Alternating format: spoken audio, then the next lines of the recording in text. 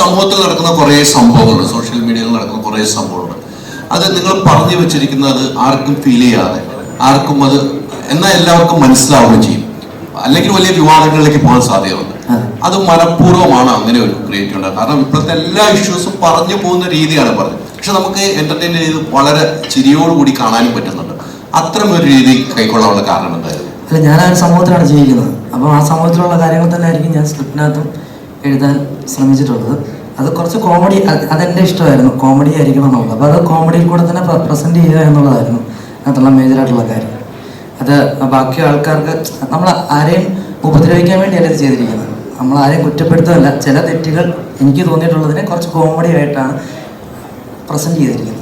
ആ തോന്നൽ ഇപ്പം സ്ക്രിപ്റ്റ് റൈറ്റർ തോന്നൽ ഉണ്ടായിട്ടുണ്ടല്ലോ, അങ്ങനെ ഒരു അനുഭവത്തിൽ നിന്നാണോ ഈ സ്ക്രിപ്റ്റ് ഉണ്ടാവുന്നത്? എല്ലാ അനുഭവങ്ങളാണല്ലോ നമുക്കല്ലെങ്കിൽ, എൻ്റെ അനുഭവം അല്ലെങ്കിൽ മറ്റൊരാൾക്കുള്ള അനുഭവങ്ങളൊക്കെ തന്നെയാണല്ലോ നമ്മൾ എഴുതുന്നത്. ഈ സിനിമയ്ക്കകത്ത് മുഴുവൻ സംഭവങ്ങൾ എൻ്റെ ജീവിതത്തിൽ ഉണ്ടാവണമെന്ന് എനിക്കൊരിക്കലും പറയാൻ പറ്റത്തില്ല. അതെൻ്റെ സുഹൃത്തുക്കൾക്ക് അല്ലെങ്കിൽ ഞാൻ കണ്ടുള്ള മറ്റു വ്യക്തികൾക്ക് ഉണ്ടായിട്ടുള്ള പല കാരണങ്ങളായിരിക്കും അതിനകത്ത് ഉൾപ്പെടുത്തിയിട്ടുള്ളത്. പിന്നെ കോമഡി ഉണ്ടെന്നുള്ളത് അതിൻ്റെ ഒരു ഇതാണ്.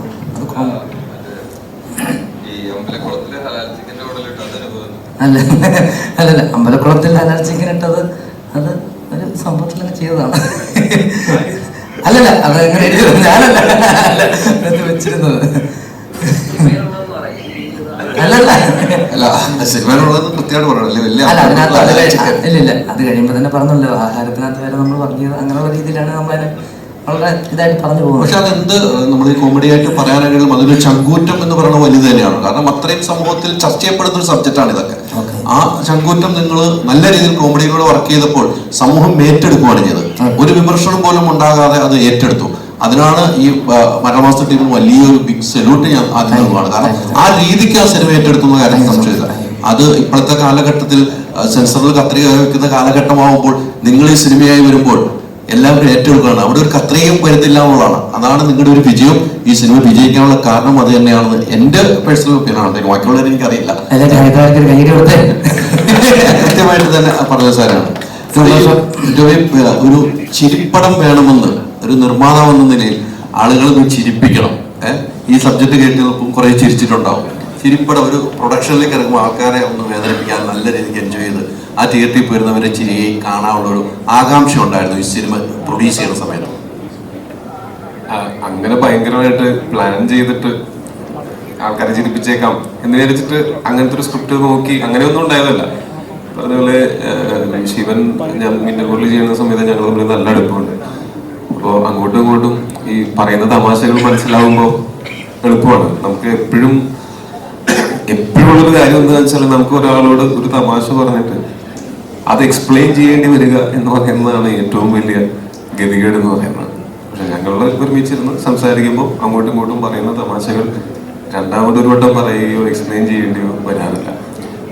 അതെന്നാൽ അങ്ങനെ ബുക്കിൽ എഴുതി വെച്ച് കാലാകാലം പറയാവുന്ന കോമഡികളൊന്നും അല്ലല്ലോ. നമ്മൾ ആ ഇൻസ്റ്റന്റിൽ നമുക്ക് തോന്നുന്ന ഫൺ തോന്നുന്ന കാര്യങ്ങൾ അങ്ങോട്ടും ഇങ്ങോട്ടും പറയുകയും അത് മനസ്സിലാക്കുകയും അതേസമയം അതിൽ ഹേർട്ട് ആവാതിരിക്കുകയും മറ്റൊരാളെ ഹേർട്ട് ചെയ്യാൻ വേണ്ടിയിട്ട് തമാശകൾ പറയാതിരിക്കുകയും ഒക്കെ ചെയ്യുന്ന കുറെ നല്ല സുഹൃത്തുക്കൾ എനിക്കുണ്ട്. എനിക്ക് പേഴ്സണലി ഹ്യൂമർ സിനിമകൾ കാണാനായിട്ട് ഭയങ്കര ഇഷ്ടമുള്ള ഒരാളാണ്. എല്ലാതരം സിനിമകളും ഇഷ്ടമാണ്. പക്ഷെ ആരാണ് ഹ്യൂമർ ഇഷ്ടപ്പെടാത്തത്? എല്ലാവർക്കും ഹ്യൂമർ ഇഷ്ടമായിരിക്കും. പിന്നെ അങ്ങനെ ഒരു പ്രത്യേകിച്ച് ആൾക്കാരെ ചിരിപ്പിച്ചേക്കാം അല്ലെങ്കിൽ കരയിപ്പിച്ചേക്കാം എന്ന് വിചാരിച്ചിട്ടല്ല ഒരു സിനിമയും നമ്മൾ പ്ലാൻ ചെയ്യുന്നത്. ഈ സിനിമ ചെയ്യുന്ന സമയത്ത് ഇതിന്റെ ഈ ഒരു സിനിമ ഇങ്ങനത്തെ ഒരു ഡാർക്ക് ഹ്യൂമർ എന്നൊക്കെ പറയുന്ന അങ്ങനത്തെ ഒരു ജോൺറയിൽ നമ്മളൊരു സിനിമ ചിന്തിക്കുന്ന സമയത്ത് അതിനോട് മാക്സിമം നീതി പുലർത്തണം എന്നുണ്ടായിരുന്നു.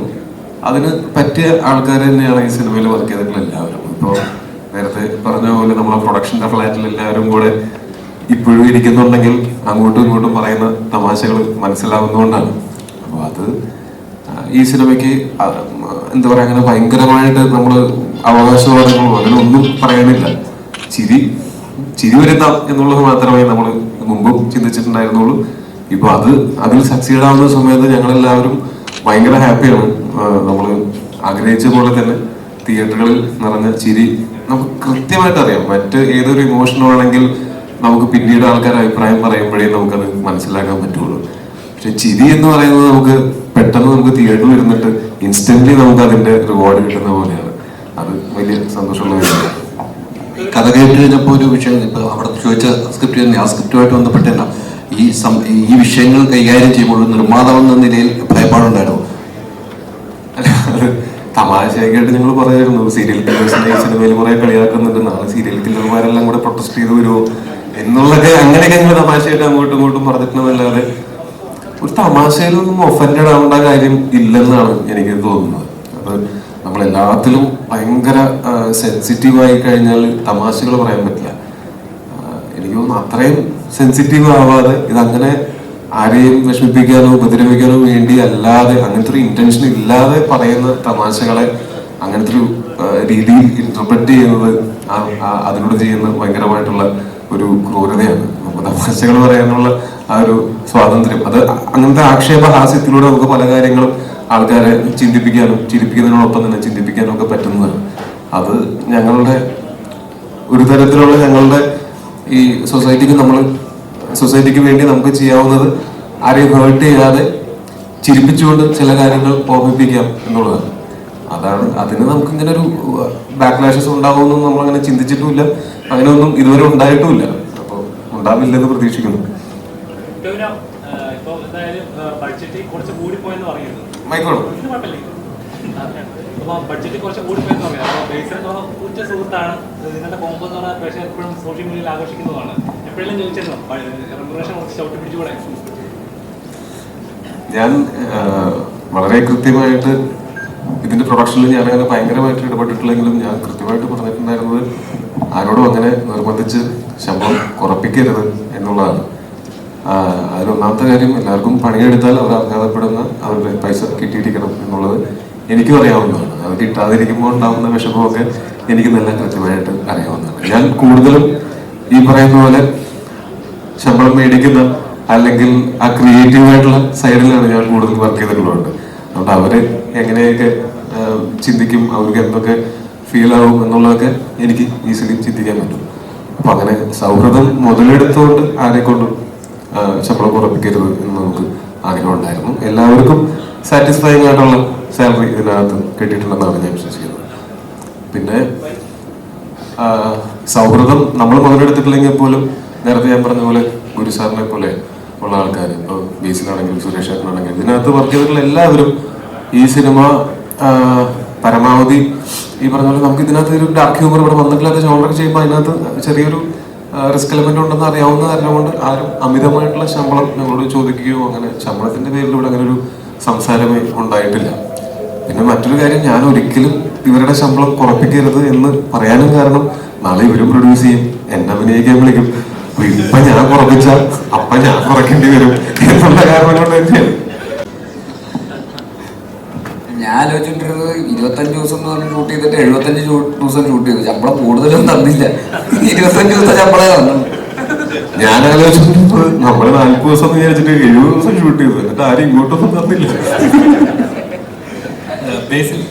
അതായത് ഈ മഴയൊക്കെ വരുന്ന സമയത്ത്, അത് ഞാൻ പറയുന്നത് ഡെയിലി വേജസ് ആൾക്കാരുടെ കാര്യത്തിൽ നമുക്കൊന്നും ചെയ്യാൻ പറ്റില്ല. പക്ഷെ മറ്റ് ആർട്ടിസ്റ്റുകൾക്കൊക്കെ ആക്ച്വലി സ്പീക്കിംഗ് ആർട്ടിസ്റ്റുകൾക്കും ടെക്നീഷ്യൻസിനും ഒക്കെ പറഞ്ഞതിനേക്കാൾ ശമ്പളം കൂടുതൽ ചോദിക്കാനായിട്ട് സ്വാഭാവികമായിട്ട് അവകാശമുണ്ട്. കാര്യം വെച്ചാൽ അത് അത്രയും ദിവസം ഈ സിനിമയ്ക്ക് വേണ്ടിയിട്ട് ഇൻവെസ്റ്റ് ചെയ്യുന്നതാണ്. ആദ്യം നമ്മൾ പ്ലാൻ ചെയ്തതിനേക്കാൾ കൂടുതൽ ദിവസങ്ങൾ വർക്ക് ചെയ്യുന്ന സമയത്ത് അവർക്ക് വേണമെങ്കിൽ ശമ്പളം കൂട്ടി ചോദിക്കാനുള്ള സാഹചര്യം ഉണ്ടായിരുന്നു.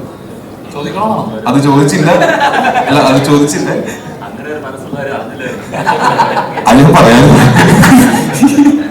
ചോദിക്കാനുള്ള അത്. പക്ഷെ അവിടെയാണ് ഇവരെല്ലാവരും ഈ മഴ നോക്കിയിരുന്നത്, മഴ മാറുന്നത് നോക്കിയിരുന്നപ്പോ ഇവർക്കും അറിയാം ഇതങ്ങനെ എല്ലാവരും അവനവന്റെ കാര്യം എന്ന് ചിന്തിച്ചു കഴിഞ്ഞാൽ ഈ സിനിമയുടെ ബഡ്ജറ്റ് ഇവിടുത്തെ ഏറ്റവും വലിയ കളക്ഷൻ കിട്ടിയ കളക്ഷനേക്കാൾ മുകളിലേക്ക് പോകും. പക്ഷെ എല്ലാവരും സഹകരിച്ചുകൊണ്ടാണ് നമ്മളെ ഇൻഡസ്ട്രിയിൽ നിന്നുകൊണ്ട് നമുക്ക് ഇങ്ങനത്തെ സിനിമകൾ ചെയ്യാൻ പറ്റുന്നത്. അല്ലെങ്കിൽ നമുക്കൊരു ഇങ്ങനത്തെ പരീക്ഷണങ്ങൾ ചെയ്യാനായിട്ട് ഭയങ്കര പേടിയായി പോകും.